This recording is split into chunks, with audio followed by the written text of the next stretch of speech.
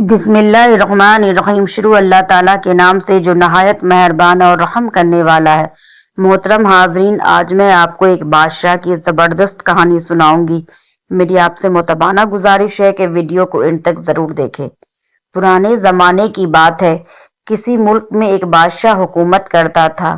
وہ بہت رحم دل اور نہایت خوش اخلاق تھا۔ یہی وجہ تھی کہ اس کی رعایا اس نیک دل بادشاہ سے بہت خوش تھی۔ ایک رات بادشاہ نے خواب میں دیکھا جس میں اسے ایک گیدڑ رسی میں لٹکا ہوا نظر آیا۔ خواب کی وجہ سے بادشاہ بہت پریشان ہوا۔ وہ رات بھر سو نہیں سکا۔ بادشاہ صبح ہوتے ہی سارے وزیروں اور دانش مندوں کو اپنے دربار میں بلایا۔ بادشاہ نے اپنا خواب بیان کیا اور سب سے اس کی تعبیر پوچھی۔ سب بھی سوچ کر پریشان ہو گئے، پر کسی کو بھی خواب کی تعبیر سمجھ نہ آئی، جبکہ بادشاہ کو ہر حال میں اپنے خواب کی تعبیر چاہیے تھی۔ اس لیے اس نے اعلان عام کرایا کہ جو کوئی بھی مجھے خواب کی تعبیر بتائے گا، اسے انعامات سے مالا مال کر دیا جائے گا۔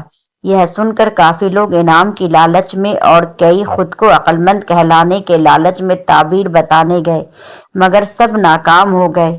ایک غریب کسان جسے گاؤں کے وڈیرے کے زمین پر کام کرتے ہوئے کافی عرصہ گزر چکا تھا، لیکن اس کا قرض ختم ہونے کا نام ہی نہیں لے رہا تھا۔ سارا منافع تو ظالم وڈیرا کھا جاتا۔ سارا سال محنت کرنے کے باوجود کسان کی وہی بھوک اور بدحالی برقرار تھی۔ اس نے سوچا کہ کیوں نہ قسمت آزمائی جائے اور بادشاہ کو اس کے خواب کی تعبیر بتائی جائے، کیا پتہ خوش ہو کر بادشاہ سلامت انعامات سے نواز دے۔ سو وہ غریب کسان بھی محل کی طرف چل پڑا۔ چلتے چلتے راستے میں اس کی نظر ایک سفید پوش بزرگ پر پڑی جو ایک سایہ دار درخت کے نیچے بیٹھے ہوئے تھے۔ کسان نے آگے بڑھ کر اسے باادب سلام کیا اور اپنے آنے کا مقصد بیان کیا۔ بزرگ نے تحمل سے ان کی بات سنی اور بتایا کہ یہ تو ایک معمولی بات ہے۔ وعدہ کرو کہ انعام میں جو رقم تمہیں ملے گی اس کا آدھا حصہ مجھے بھی دو گے تو میں بادشاہ کے خواب کی تعبیر بتانے کے لیے تیار ہوں۔ کسان نے وعدہ کر لیا۔ اس بزرگ نے خواب کی تعبیر بتاتے ہوئے کہا، گیدڑ فریب اور چالاک کی علامت ہوتا ہے۔ گیدڑ فریب اور چالاکی کی علامت ہوتا ہے۔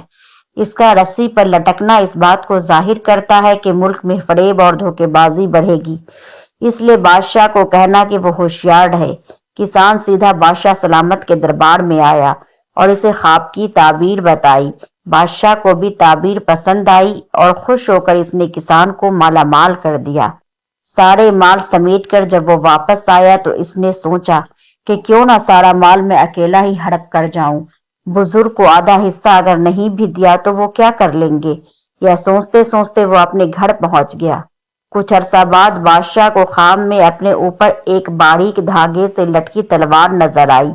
خواب دیکھ کر بادشاہ پھر پریشان ہو گیا۔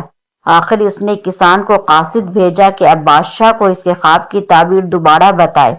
کسان یہ بات سن کر پریشان ہو گیا اور وہ مجبور ہو کر دوبارہ سفید پوش بزرگ کے پاس جا کر منت سماعت کر کے خواب کی تعبیر پوچھی۔ بزرگ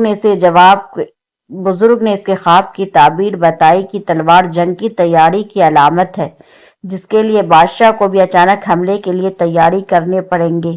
آخر میں بزرگ نے دوبارہ اپنا آدھا حصہ مانگا اور کسان نے حامی بھر لی۔ کسان نے بادشاہ سلامت کو خواب کی تعبیر سنائی، جسے سن کر بادشاہ بہت خوش ہوا اور پہلے کی طرح کسان کو انعامات سے نوازا۔ اس دفعہ وہ جیسے ہی واپس ہوا تو راستے میں سفید پوش بزرگ کو اپنا منتظر پایا۔ بزرگ نے اس سے اپنا آدھا حصہ مانگا۔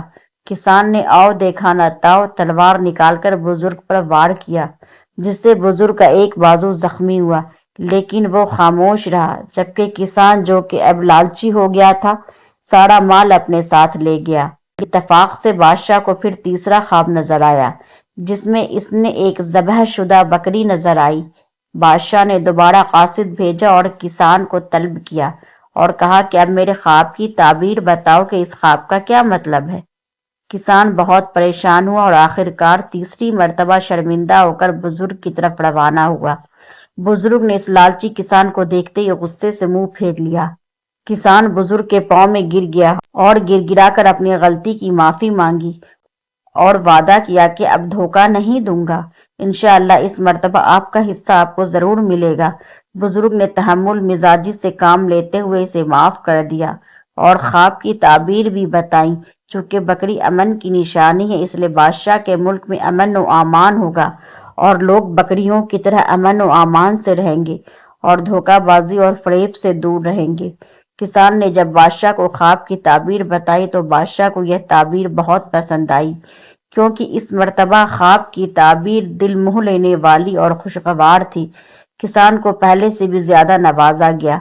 इस दफा किसान ने पहले वाला माल और अब वाला इनाम और इकराम मिलाकर सारा माल लाकर बुजुर्ग के कदमों पे रख दिया। मुझे माफ करना बुजुर्गार, दौलत के लालच में आकर मुझसे खता हुई है। खुदा के लिए मुझे माफ कर दे, मैं अपने गुनाह पर माफी का तलबगार हूँ। यह सारी दौलत अपने पास रख ले पर मुझे माफ कर दे। मैं तौबा करते हुए वादा करता हूँ कि अब जिंदगी में किसी को धोखा नहीं दूंगा और दौलत के लालच में आकर किसी का दिल नहीं दुखाऊंगा। अपनी औकात नहीं भूलूंगा और न ही गुरूर व तकब्बुर करूंगा। आप मुझे माफ कर दे।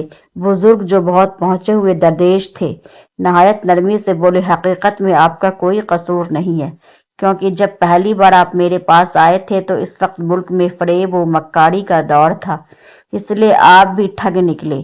दूसरी मर्तबा भी आपने मेरे ऊपर इसलिए हमला किया कि इस वक्त पूरे मुल्क में खून रेजी फैली हुई थी। हर कोई एक दूसरे का खून का प्यासा था। मतलब यह कि मुल्क में फितने का दौर था। अब तो हर जगह अमन व अमान हो गया है। लोग ईमानदारी और अमन की जिंदगी गुजार रहे हैं और तुम्हें भी तो जालिम वजीरे के शर से नजात मिल गई है, इसलिए तुम ईमानदारी से मुझे मेरा हिस्सा देने चले आए।